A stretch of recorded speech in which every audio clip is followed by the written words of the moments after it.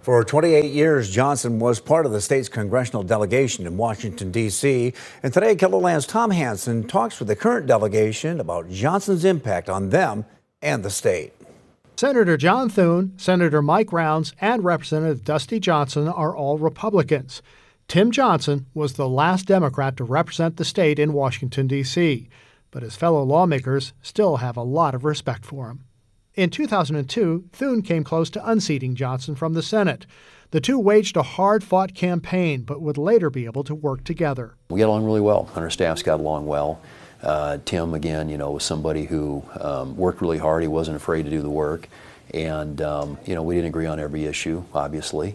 But certainly when it came to South Dakota, we tried to, as much as we could, put some of those differences aside. Senator Mike Rounds says Johnson did not always take credit for the work he put into projects.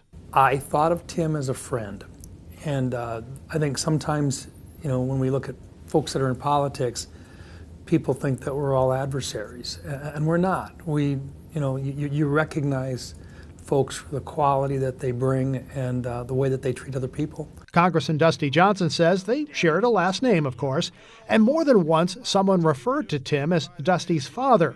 He says he would correct them, but he never was offended. In many respects, Tim Johnson, he was a figure from a different era. He came up in a time when Democrats and Republicans were far more likely to work together than they are now.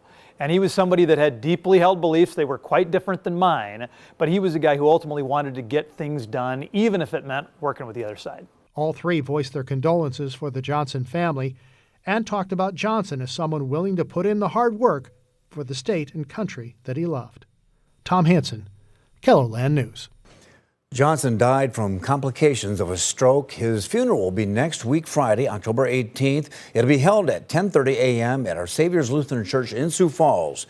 KELOLAND News will have live stream coverage of the service.